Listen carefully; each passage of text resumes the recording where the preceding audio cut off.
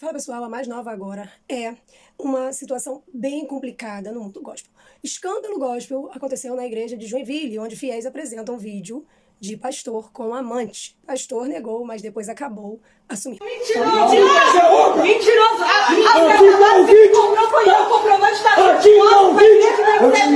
Aqui está o vídeo para a igreja ver! Você está 3 anos com a mulher!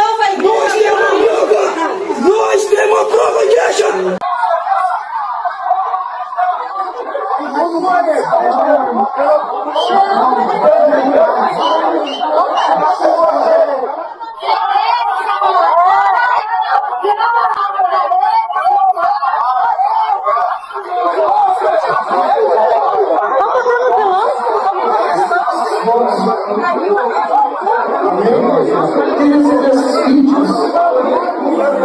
Eu não tenho o que dizer, eu não tenho o que falar. Não tem o que falar. Não tem. Eu não tenho o que aumentar e não. São Paulo não vai ser tirado da igreja. Amém? Irmão, tá aí, irmão aí. Amém. Aí. Safado lá, ó. Nossa, vocês jogaram por causa de dois que brigaram ali, todo mundo. Vai lá, Deus lembra de novo lá. Vai ficar do lado desse safado, Fernando! Vai ficar do lado desse safado, Fernando!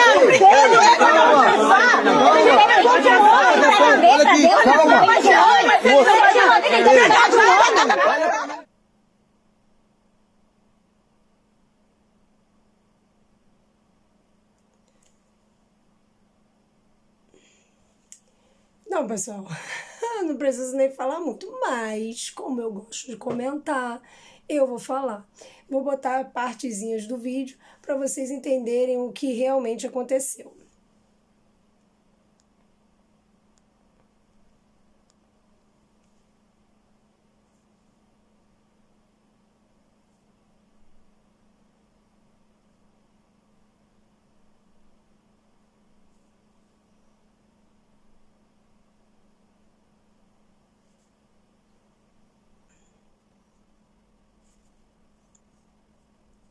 Tá 3 anos com a mulher. Ele tá 3 anos ali e nesse tempo ele tá no púlpito pregando para um monte de gente, dando sermão, falando que não pode fazer isso, não pode fazer aquilo e blá, blá, blá, blá. 3 anos enganando o povo, dizendo que é mistério, dizendo que Deus revelou, né? E o povo acreditando. Triste. Triste a realidade das igrejas hoje em dia, que não todas, tá? Mas algumas, onde tem muitos pastores que eles se acham autoridade na vida das pessoas e a vida deles está mais suja que pau de galinheiro. Agora a parte do pastor, né, falando, explicando, né, para o pessoal a respeito da traição, né. O vídeo está cortado porque é bem grande, é um vídeo grande, ele falando, ele se explicando, mas vamos lá, vamos pro vídeo. O que vem acontecendo, o que aconteceu desde a noite de ontem na cidade de Joinville. Eu fui para a igreja para conversar com os irmãos, expor, falar em relação ao que vem acontecendo, em relação ao meu pecado. Eu confesso para os irmãos que ontem eu ia no culto que estava acontecendo, eu ia confessar o meu pecado diante da igreja. Quando eu comecei a falar, enfim, algumas pessoas foram incitadas e acabou acontecendo um caos dentro da igreja, onde eu não pude confessar o meu pecado. Quero dizer para os irmãos que sim, eu adulterei, eu traí a minha esposa, eu pequei e cometi esse erro, esse grave erro. No nome de Jesus eu estou aqui para pedir perdão aos irmãos pelo meu pecado. Agora, diante de tudo isso, existe aí uma quantidade de falácias, uma quantidade de mentiras que estão sendo envolvidas diante de tudo isso. Claro que eu sabia, que eu já imaginava que isso ia acontecer, mas eu estou aqui com a Bispa Cíntia para poder falar aos irmãos realmente o que aconteceu. Os irmãos vão ouvir da minha boca e também vão ouvir da boca da Bispa Cíntia o seu relato. O meu relato eu pequei, eu errei, eu falhei, e eu estou aqui confessando o meu adultério e também estou aqui para pedir perdão à Igreja de Jesus Cristo. Peço aos irmãos que orem a Deus, busquem o perdão no seu coração. Sei que alguns irmãos estão, como é que eu posso colocar aqui? Bravos, tristes, magoados comigo, mas eu confesso para os irmãos que eu não tenho mais o que fazer.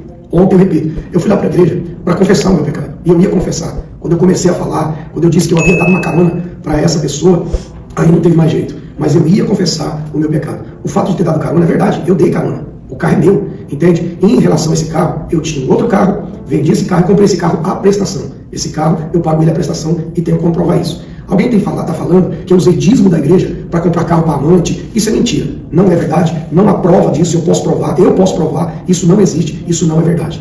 Outra coisa, as pessoas estão usando o que nós passamos, eu não lembro o ano, eu não lembro o ano, mas nós passamos por uma acusação anônima, tá? Passamos por uma acusação anônima de alguém que fez uma denúncia anônima nos acusando de ter feito lavagem de dinheiro. O Ministério Público então entrou, nos investigou tudo que tinha para investigar, todos os nossos documentos, foi investigado tudo que podia ser investigado e nós fomos absolvidos na cidade de Florianópolis, diante do Ministério Público. Um desembargador assinou, viu todo o processo e nos deu a absolvição. Nós fomos absolvidos. Então, com a graça de Deus, o único pecado que eu tenho e que eu cometi é o pecado do adultério. E a Bispa Cíntia está com a palavra no nome de Jesus. Bom dia, pessoal. A paz do Senhor, tudo bem? Então, eu estou passando aqui também, né, para dizer assim, muitas pessoas estão me acusando que eu já sabia. Na verdade, eu não sabia, eu descobri, assim como todos, né, semana passada, foi mandado tudo no meu telefone. Então, assim, irmãos, vocês podem imaginar, não vou ficar aqui me lamuriando como eu estou me sentindo. Mas o que eu pude fazer foi ir orar, porque eu acho que um cristão deve fazer isso. Uma pessoa que tem uma família, eu sou casada com o apóstolo há 23 anos, não é 23 dias, não é 23 meses. Eu fui orar, pedir a graça de Deus, em meio ao desespero, eu fui pedir para Deus uma resposta.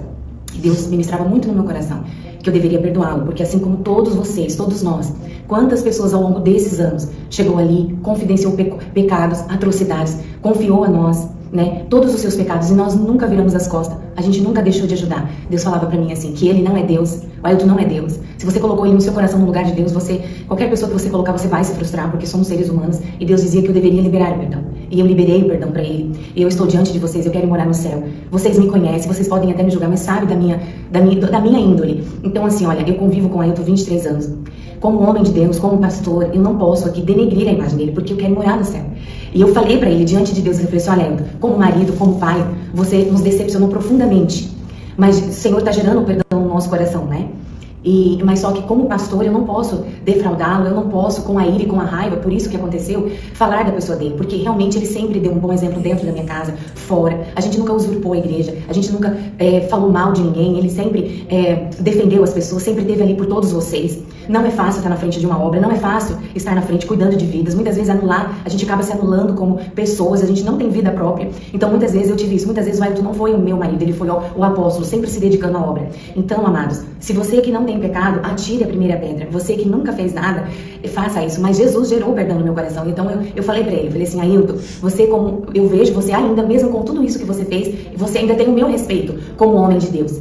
Eu vou falar de você como pessoa, você ainda, tipo assim, porque, assim, pra a imagem dele fosse destruída, ele deveria estar usurpando muito em muitas áreas, mas não foi o que ele fez. A única coisa que ele fez foi isso que eu descobri junto com vocês. Então, é por isso que eu estou me pronunciando. E quero também, mencionei o nome do irmão Flavinho, né?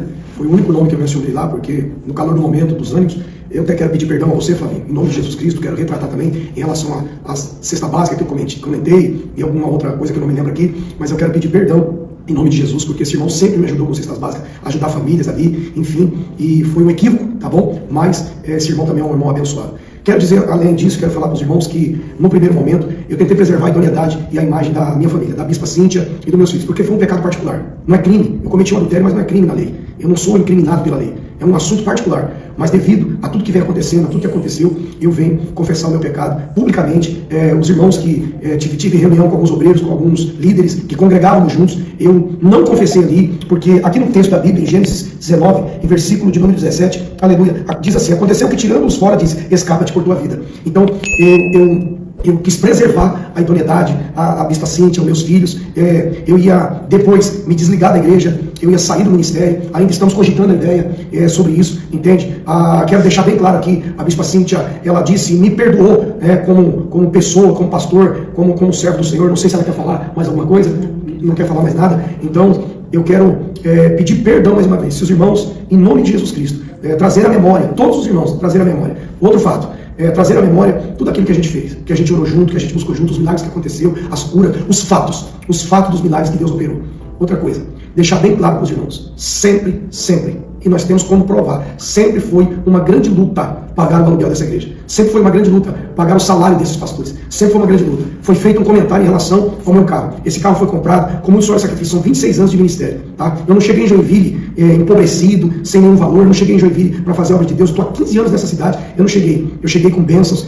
Fui muito abençoado por empresários do Brasil todo e até fora do Brasil. Sempre fui muito abençoado. Nós fizemos uma doação de um apartamento e um carro particular nosso, uma caminhonete, para compra do Rancho dos Profetas. Isso está em alto, está registrado tudo isso. Está tudo documentado. Tudo que eu estou falando aqui tem documentos. Nada do que eu estou falando aqui está sem documento. Tá? Está tudo documentado. Eu tenho advogados para provar. Eu tenho documentos para provar. Então está tudo comprovado. Então tudo que falarem, tudo que disserem nas redes sociais, os irmãos estão ouvindo da nossa boca. O que aumentar, o que falar por aí é mentira. É mentira. O único pecado que eu cometi, nunca desviei dinheiro para dar para amante, para fazer isso, para fazer aquilo. Isso é mentira. E tenho como provar. Tenho como provar. E se precisar provar diante dos irmãos ou diante da justiça, isso eu vou provar. Entende? Então é o meu pecado. O meu pecado foi cometer um adultério. Eu estou pedindo perdão para a igreja. Estou descendo do altar. Vou passar um período de provação, de oração, de purificação. Que vergonha, né, pastor? Eu traí sim e eu adulterei. Que vergonha para essa mulher ter que ouvir um negócio desse. Essa é a igreja de hoje. Só que eles fazem e esquecem que hoje tem celular, hoje tem meios para poder as pessoas correrem atrás. E detalhe, o pior de tudo, que Deus é esse que ele serve e que ele prega esse, que Deus é esse que ele prega em cima do púlpito, falando com as pessoas. É vergonhoso, é vergonhoso. Mas cada um com seu cada um, não é mesmo? Cada um com seu cada um. Cada um sabe o que faz da sua vida. Muitos deixam de comer dentro da sua casa para dar o dízimo na igreja. Ou então dá os R$1.000 que o pastor pede, ou o carro, a casa, porque Deus vai dar em dobro. Enquanto isso, os pastores estão enriquecendo. E você continua ficando pobre.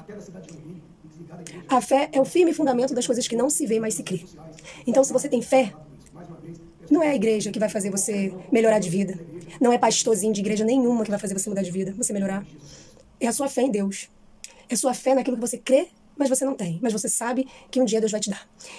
Muitos vivem a vida para a igreja, né? E essa é a recompensa que alguns têm. Triste a realidade das igrejas de hoje em dia. E é vergonhoso. Vergonhoso um pastor desse ainda ter a capacidade de falar em nome de Jesus, e ainda botar Jesus na boca dele para falar. Um cara que está em extremamente pecado. Não estou julgando, em hipótese alguma. A partir do momento que ele não esteja em cima de um púlpito pregando e com uma Bíblia aberta, querendo dar sermão, dizendo que as pessoas devem ou não fazer, onde eles colocam doutrinas e você tem que seguir aquela doutrina e ele mesmo não segue. Triste. Mas é a realidade. Não é o primeiro, não é o segundo, não vai ser o terceiro e não será o último. Tem muito mais aí para ser descoberto. Tem muitos pastores aí que estão traindo suas esposas com fiéis das igrejas, ou fora, com pornografia, com uma série de outras coisas, e eles continuam mesmo assim, num púlpito, pregando, dizendo o que a pessoa deve ou não fazer, porque se não fizer, não está na presença de Deus. Enfim, eu creio em Deus, a minha vida é do Senhor, e nem por isso eu preciso estar dentro de igreja, babando o ovo de pastor. Igreja é comunhão com os irmãos. Comunhão. Ouvir uma palavra, ouvir um louvor, né? Mas você, que é adepto a isso, não conte a sua vida para pastor, não conte a sua vida para irmãozinho da igreja, porque isso com certeza uma hora ou outra vai ser usado para dizer, Deus mandou dizer que uma pessoa aqui está assim, assim, assim, assado. Deus mandou falar que fulano, fulano, Deus mandou te dizer, vou entregar uma profecia, estou entregando blá, blá, blá, blá, blá para você. Mas na verdade, ele já está sabendo do problema que você está passando, porque alguém passou para outra pessoa, que passou para outra, que chegou na vida do pastor. Então cuidado com o que você fala e as coisas que você faz dentro da igreja, porque tudo isso é uma forma dele fazer cena lá na frente. Principalmente quando o pastor abre a boca para falar assim, Deus mandou dizer que tem um irmão aqui na igreja que está passando por um problema. Eu acho que a maioria das pessoas vão para a igreja porque estão passando por algum problema e acham que aquilo ali é um refúgio. Então é isso, cuidado para não serem enganados. Se você gostou do vídeo, se inscreva, curte, comenta e compartilha. Até a próxima. Tchau.